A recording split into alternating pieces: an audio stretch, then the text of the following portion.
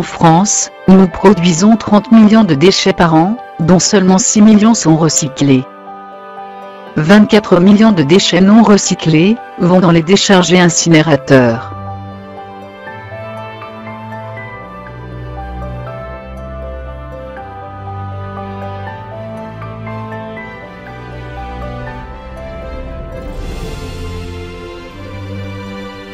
Nuisances des décharges.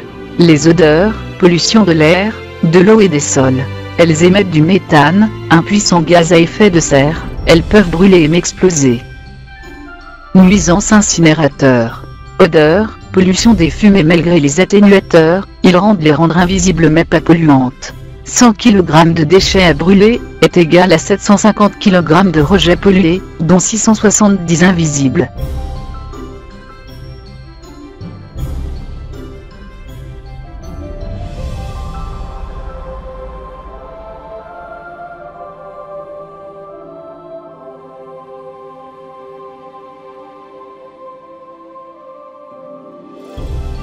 Nous pouvons tous agir de manière concrète et systématique. Enfants, vous pouvez sensibiliser vos parents à un autre mode de consommation. Mieux acheter, c'est penser aux déchets futurs dès l'étape du choix, en privilégiant les produits en moins d'emballage, et ceux qui sont réparables et rechargeables, c'est acheter d'occasion voire emprunter ou louer. Mieux utiliser, c'est réduire la quantité des produits utilisés en respectant les doses prescrites, et en privilégiant les produits réutilisables. Moins jeter, c'est prolonger la durée de vie des produits, donner ou vendre ce dont on ne se sert plus. Composter ces déchets organiques.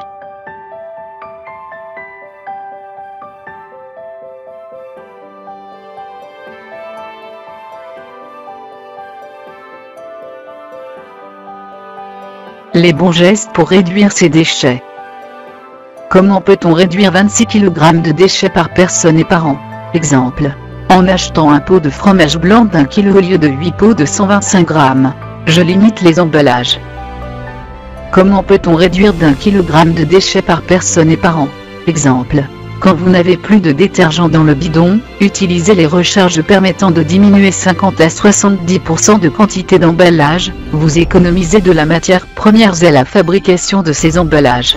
J'utilise des éco-recharges.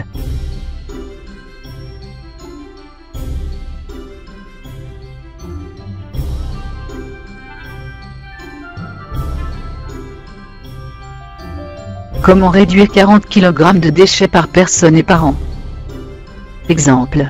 Les déchets de cuisine, engrais ou plantes, ne les jetez plus dans la poubelle, faites du compostage domestique, ce dernier s'effectue dans le sol ou un bac. C'est produire un amendement de qualité pour les sols, et cela évite que ces déchets finissent dans les décharges ou incinérateurs. Je fais du compostage. Comment réduire 6 kg de déchets par personne et par an? Exemple. Imprimer des documents que si cela est nécessaire, l'utilisation du papier a un coût financier mais pèse sur l'environnement. Utilisez l'envoi de documents par email. Je limite mes impressions.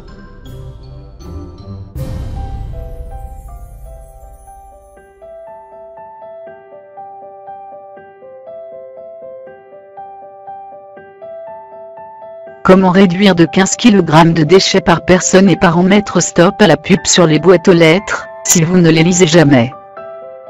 Je mets un stop à la pub sur ma boîte aux lettres. Comment réduire 13 kg de déchets par an en moyenne?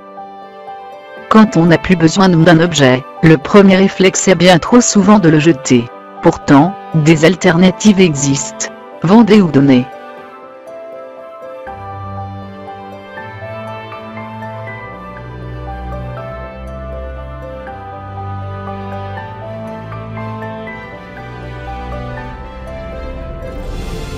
Je choisis de la vaisselle réutilisable. À la maison, vous ne jetez pas la vaisselle après avoir mangé, alors pourquoi le faire après vos repas en plein air? Les assiettes et couverts à usage unique surchargent inutilement les poubelles. Au bureau, j'utilise ma tasse. Votre café ou votre thé, vous préférez le boire dans un gobelet ou dans une vraie tasse? Pour les repas en plein air ou au bureau, en choisissant de la vaisselle réutilisable, on peut réduire ses déchets. J'utilise des piles rechargeables. Pourquoi utiliser des piles jetables quand il existe des piles rechargeables?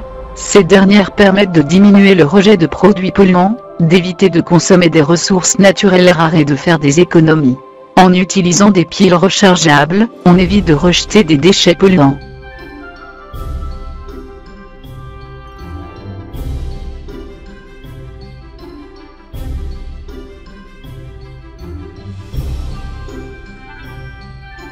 Je loue des outils. Cet outil que vous utiliserez 4 fois dans votre vie, avez-vous vraiment besoin de l'acheter?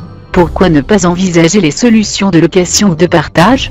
En louant des outils que l'on utilise rarement, on peut réduire ses déchets.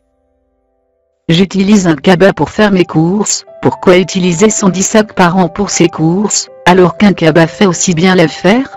La durée de vie des sacs jetables est en moyenne de 20 minutes, ils sont très peu réutilisés.